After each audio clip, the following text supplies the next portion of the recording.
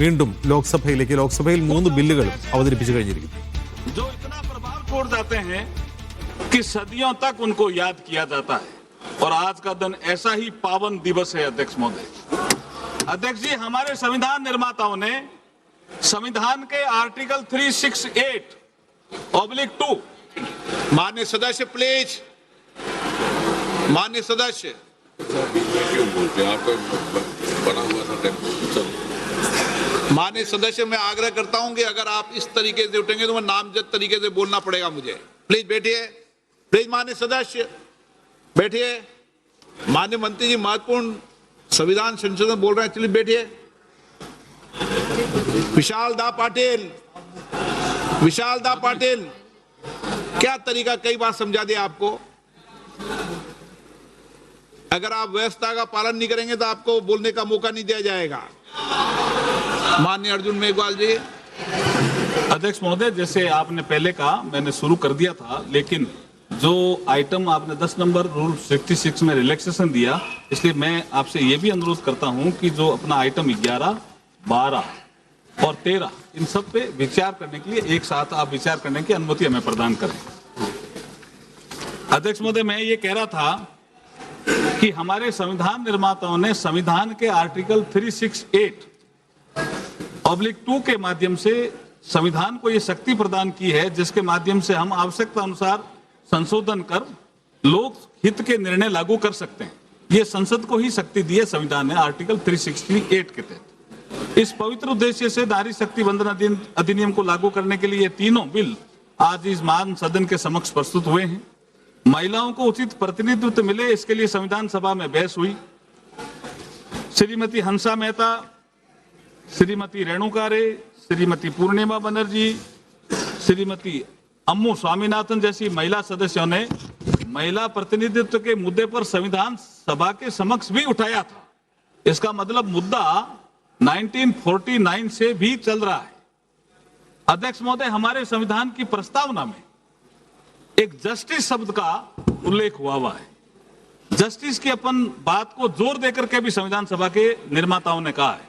Justice भी 3 प्रकार का उन्होंने कहा है: सामाजिक, आर्थिक, राजनीतिक न्याय। सर्वप्रथम यदि हम सामाजिक न्याय की बात करें तो ऐसा नहीं है कि इस दिशा में कदम नहीं उठाए गए। जो भी सरकारें रही उस पर चिंतन हुआ, लेकिन आदरणीय नरेंद्र मोदी जी की सरकार आने के बाद मातृशक्ति के सामाजिक न्याय के लिए अनेक योजनाएं संचालित की गई। वह उनकी स्पीड और स्केल को बढ़ाया गया। मोदी जी जब महिलाओं के लिए शौचालय बनाते हैं तो महिलाओं के सम्मान में वृद्धि होती है, उससे इज्जत घर का नाम दिया जाता है। पीएम आवास के माध्यम से जब 69% मालिका हक मातृशक्ति को दिया जाता है तो वो सुरक्षित महसूस करती है। उज्ज्वला योजना के माध्यम से जब गैस चूल्हा मिलता है तो स्वास्थ्य में सुधार होता है। धुएं भरी रसोई से लेकर गरिमापूर्ण जीवन तक यही हमारा सामाजिक न्याय, जिसकी कल्पना कभी बाबा साहब बी आर अम्बेडकर साहब ने की थी कि हमें नागरिकों को, समस्त नागरिकों को सामाजिक न्याय, आर्थिक न्याय, राजनीतिक न्याय देना होगा। प्रधानमंत्री मातृ वंदना योजना के माध्यम से जब गर्भवती महिला को पोषण मिलता है तो आने वाला भविष्य भी संवरता है। मैटरनिटी अवकाश को 12 सप्ताह से बढ़ाकर 26 सप्ताह किया जाता है तो पारिवारिक दायित्वों की पूर्ति का समय मिलता है। शस्त्र सेनाओं में महिलाओं को जब स्थायी कमीशन प्रदान करने से राष्ट्र सेवा में डिफेंस फोर्सेज का अभिन्न हिस्सा बनती है तो महिलाएं सशक्त होने का एहसास महसूस करती है। इसी प्रकार हम आर्थिक न्याय की बात करें, मैंने अभी तक सामाजिक न्याय की बात करी, अब मैं आर्थिक न्याय की बात करता हूं। अगर आर्थिक न्याय की बात करें तो योजनाएं पहले भी बनी, लेकिन जब मोदी जी आते हैं 2014 में तो इन योजनाओं के क्रियान्वयन में और परिणाम में विजिबल चेंज नजर आता है।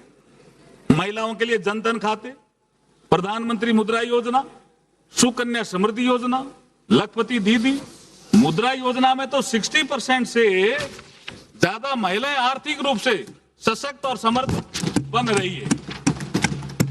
तो सेल्फ हेल्प ग्रुप और स्टार्टअप के संचालन में स्वयं निर्णय प्रक्रिया में भागीदार बनकर आर्थिक योजना में सहभागिता दे रही है। अध्यक्ष महोदय, ये सब क्यों संभव हो पाया? ये ऐसे ही नहीं हुआ। ये उस दृढ़ इच्छा शक्ति और पवित्र भावना का परिणाम है जो आदरणीय नरेंद्र मोदी जी मातृशक्ति के लिए रखते हैं। इसलिए हम कहते हैं कि हमारे पास नियत भी है, नीति भी हो और मोदी जी जैसे सशक्त नेता भी हैं। अध्यक्ष महोदय, यदि हम राजनीतिक न्याय की बात करें, अभी मैंने सामाजिक न्याय की बात करी, आर्थिक न्याय की बात करी और राजनीतिक न्याय की बात, ये संविधान का जो हमारा प्रीएम्बल है उसी में उल्लेखित है अध्यक्ष जी। पहला शब्द ही न्याय है। तो हम राजनीतिक न्याय की बात करें तो सर्वप्रथम हमारे संविधान निर्माता बाबा साहब भीमराव अंबेडकर जी ने महिलाओं को राइट टू वोट का अधिकार दिया। ये राजनीतिक न्याय है सर, जिसे उन्होंने यूनिवर्सल एडल्ट फ्रेंचाइज कहा। महिलाओं को राजनीतिक रूप से सक्रिय भागीदारी की और बड़ा कदम बढ़ाया।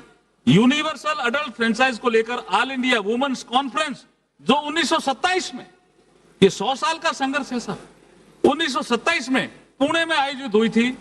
1931 तक सभी को वैक्स मताधिकार की मांग की गई थी, जिसे बाबा साहब भीमराव अंबेडकर जी द्वारा भारत के संविधान में साकार रूप दिया गया। राइट टू वोट महिलाओं को। बाबा साहब का कहना था, I quote, I measure the progress of a community by the degree of A progress which women have achieved. अर्थात मैं किसी समाज की प्रगति को महिलाओं की प्रगति से मापता हूं। माननीय अध्यक्ष जी, यहां एक विषय और उल्लेखनीय है कि जहां भारत में बाबा साहब ने आजादी के तुरंत बाद महिलाओं को समान मताधिकार उपलब्ध कराया, वहां दुनिया में, जो विकसित कही जाने वाली दुनिया में, लंबे समय तक महिलाओं को संघर्ष करना पड़ा। मैं इंग्लैंड का उदाहरण देता हूं, यूके का उदाहरण देता हूं अध्यक्ष जी, यूएस का। यूएस 1776 में आजाद हुआ, लेकिन महिलाओं को मताधिकार मिलने में कितने साल लगे? 144 वर्ष। और यूनाइटेड किंगडम, इसमें तो 1918 में महिलाओं को मताधिकार दिया, लेकिन लिमिटेड कर दिया कि जो महिलाएं 30 साल से उम्र के अधिक हो या जिनका पति प्रॉपर्टी से संबंधित क्वालिफिकेशन रखता हो, उसको दिया। और उसके 10 साल बाद 1928 में द इक्वल फ्रेंचाइज एक्ट के माध्यम से 21 वर्ष से अधिक आयु की महिलाओं को समान मताधिकार मिला।